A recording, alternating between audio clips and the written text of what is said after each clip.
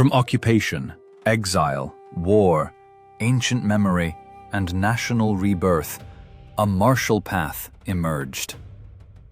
Hapkido was not born in comfort. It came from Korea's struggle under Japanese occupation, from the collapse of empire, from the devastation of World War II, and from a people seeking to reclaim not only their land, but their identity. It also came from something older, the Korean memory of the complete warrior. Long before modern Hapkido had a name, Korea remembered the Hwarang, the flowering knights of the Silla kingdom. They were not merely fighters. They represented an ideal of disciplined youth, trained in loyalty, culture, physical skill, moral conduct, spiritual refinement, and service to something greater than the self. The Hwarang should not be treated as a simple, direct, technical ancestor of modern Hapkido. History is more complex than that. But their ideal matters. They represent the belief that a martial artist should be more than dangerous. They should be educated, centered, ethical, and disciplined. That ideal would echo through modern Korean martial arts. At the technical beginning of the modern Hapkido story stands Choi Yong-sul, a man whose life exists between documented history, martial memory, and legend. As a child during the Japanese occupation of Korea, Choi was taken to Japan, where he encountered the martial traditions associated with Daitoryu Aiki Jujutsu and Sokaku Takeda. There, he absorbed a demanding system of joint locks, throws, pins, pressure, leverage, and close-quarter control. When the Japanese Empire collapsed in 1945, Choi returned to Korea. He came back to a homeland liberated but shattered. In that unstable world, he began to teach.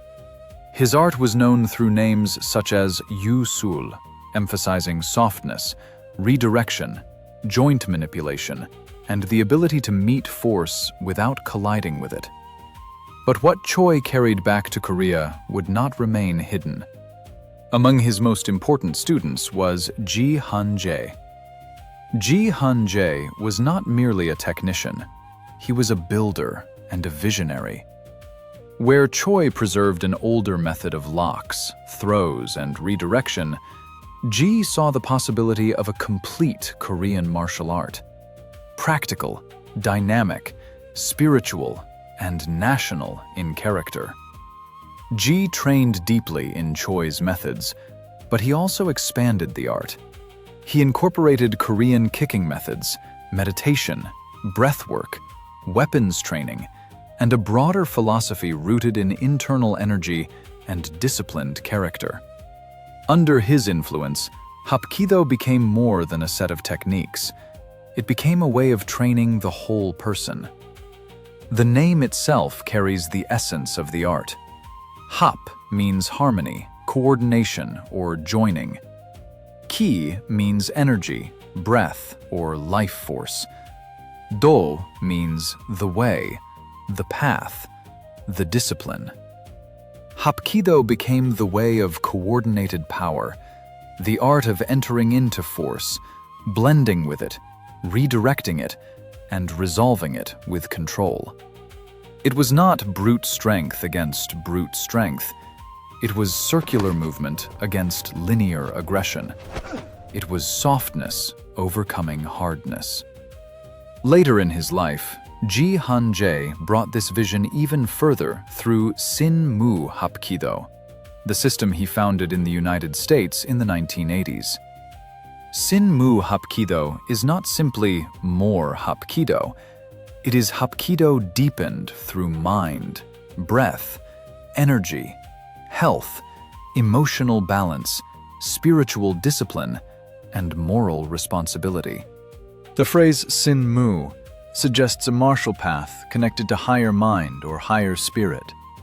It points to an art that is physical, but not merely physical. Martial, but not merely combative. Its goal is not only self-defense, but self-mastery. In that sense, Sinmu Hapkido stands at a remarkable crossroads.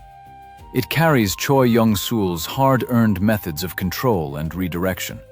It carries Han-jae's Korean martial vision. And it resonates with the older Hwarang ideal of the warrior scholar. Strong in body, refined in spirit, and bound by responsibility.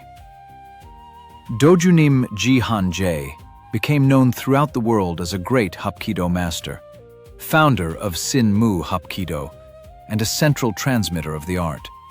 He also became known outside the Dojang through martial arts cinema, including his appearance in Bruce Lee's Game of Death. But cinema was only a public glimpse of the man. His deeper legacy was transmission. Dojunim Han-jae passed away on January 28, 2026, at the age of 89. His passing marked the end of a living era, but not the end of his influence. His teachings continue wherever students bow, breathe, fall, rise, and learn that true power is not domination, but disciplined harmony. And that brings the story to Clairton, Pennsylvania. Clairton is not Seoul. It is not a grand martial arts capital. It is a steel town shaped by labor, mills, immigrant families, hardship, and working-class resilience.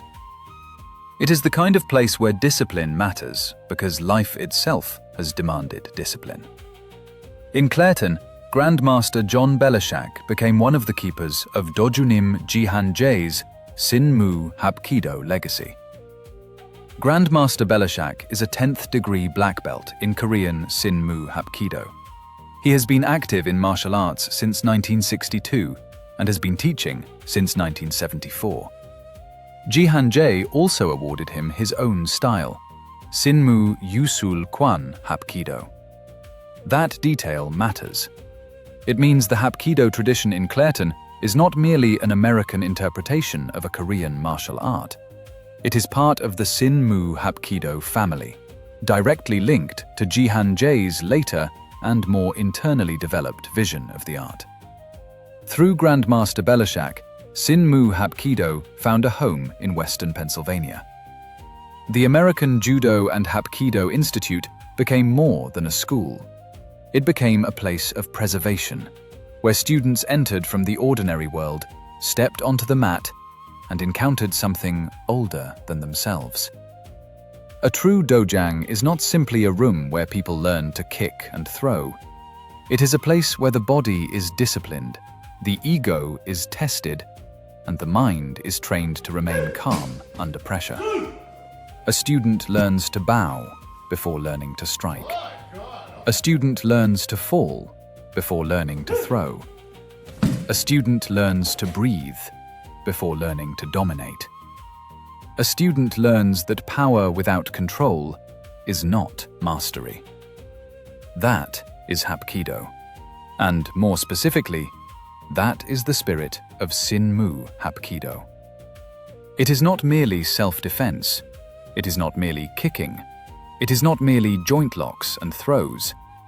Sinmu Hapkido is the study of relationship between attacker and defender, motion and stillness, tension and release, violence and restraint, body and mind, breath and intention. It teaches that the direct line is not always the strongest line. It teaches that the circle can defeat the charge. It teaches that control without cruelty is a higher skill than aggression without discipline. This is the Sinmu Hapkido legacy of Clairton, from the Hwarang ideal of the complete warrior. To Choi Yong-sul, forged in exile and hardship. To Dojunim Han-jae, refined through vision. To Sinmu Hapkido, deepened through breath, energy, and spirit. To Grandmaster John Belishak, preserved through devotion. To every student who steps onto the mat and discovers that harmony is not weakness, but power under control. The passing of a great master changes the world. A voice is gone. A presence is gone.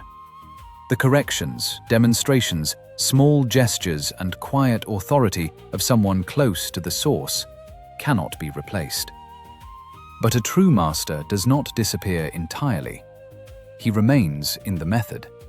He remains in the students. He remains in the bow, the stance, the breath, the fall, the recovery.